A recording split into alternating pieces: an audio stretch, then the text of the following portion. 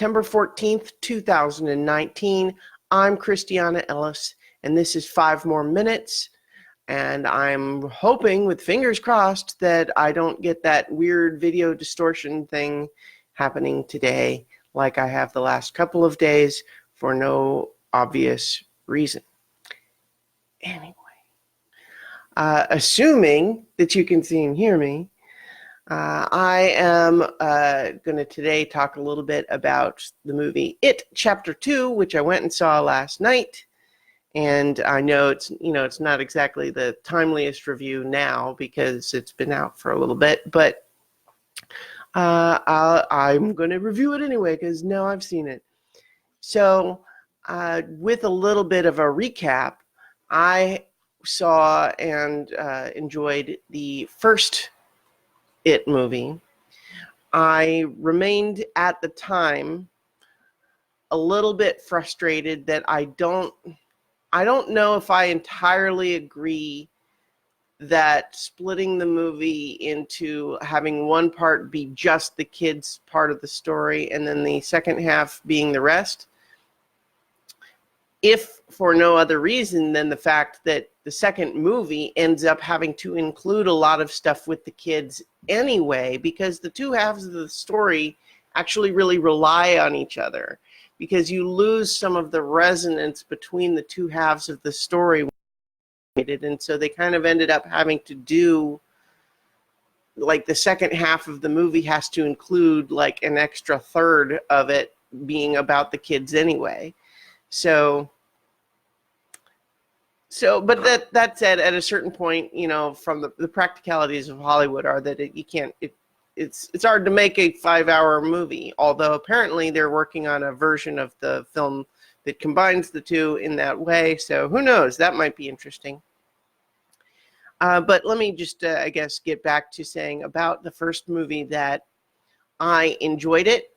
I think it had some tone issues because it was trying to replicate something King does in his books with tone, but the challenge there is that that's really hard to do cinematically in the same way that you can do it in text. And so it's a challenge. And so one of the things I said about the first movie is that there are parts of it that felt like real horror, and then there are other parts that felt like, the Goonies or something, right? And that felt uneven to me. There were changes to the story in the first part that I wasn't sure I was really happy with, especially just because it's not clear to me what was even gained from the change. Like why make Ben the one that's interested in local history instead of Mike, when Mike is still the one that stays behind in the town and has to remind everybody and learn all about the history anyway. And that entire idea that Ben is the one interested in history, that subplot from the first movie is entirely abandoned in the second movie because it's actually Mike's role. So why? I don't know. Anyway, it doesn't matter very much, really. There are significant changes to the story in the second movie as well, although I found, honestly, that I don't really even remember what the other version was that much in terms of what's different. So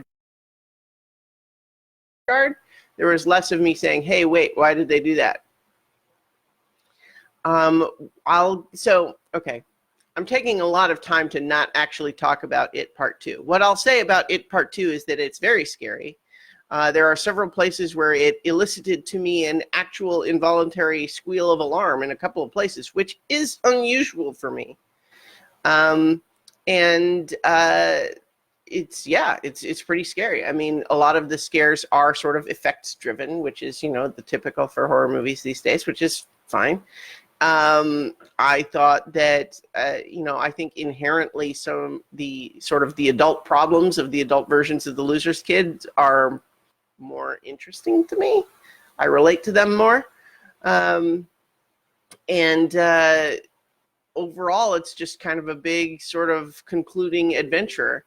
The whole, that first adventure, knowing the whole story, it can't help but feel a little bit anticlimactic because it's not really over. But anyway, I was pretty happy with it overall. I think that it does a boss fight right, so to speak.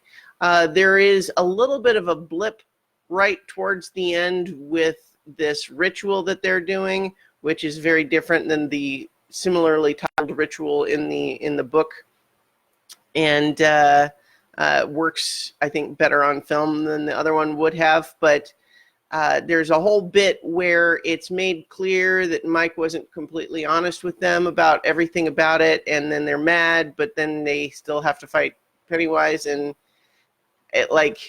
that whole thing is not explained very well and ultimately doesn't matter, so it kind of is a little bit frustrating. But it's not a big deal because we're moving past it in the story, so it's like, okay, well, why did we didn't need to bother with that plot point, frankly. But I think it's just there's a moment there where we're supposed to understand something and they don't explain it very well. It's fine. But for the most part, I think it's pretty good. Like, I think especially Bill Hader as the adult version of Richie is great. I love him on Barry. And there's a lot of just good stuff. I think if you liked the first one, you'll probably like this one. I mean, obviously, horror is very subjective, right?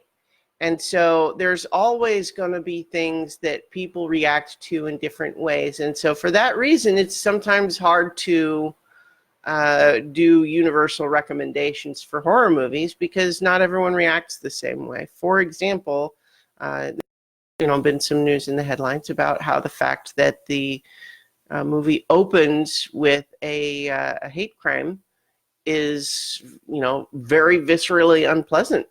I think really for anyone with empathy, but in a way that pushes them out of the movie for some people. Now, the whole thing is it's supposed to be horrific. Like the whole Pennywise's whole thing is that he enhances and amplifies the normal anger and hatred in ordinary people, and then feeds off of that resulting fear and anger.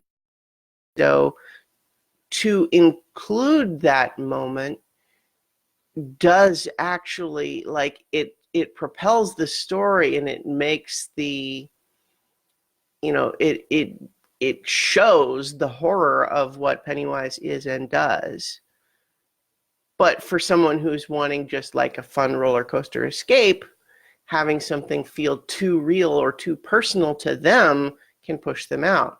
In the same way that the character Ben, as a kid, is overweight, and then he's not as an adult, but one of the things that Pennywise does when taunting him is the adult version is saying, you're that sort of thing.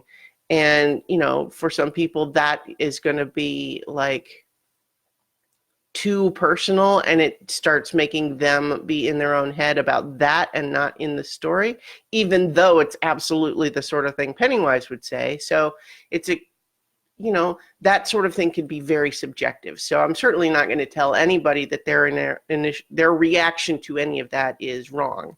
But I guess the point is just to say that, it or Pennywise or whatever you call it is pretty awful, So a good horror movie antagonist in that regard.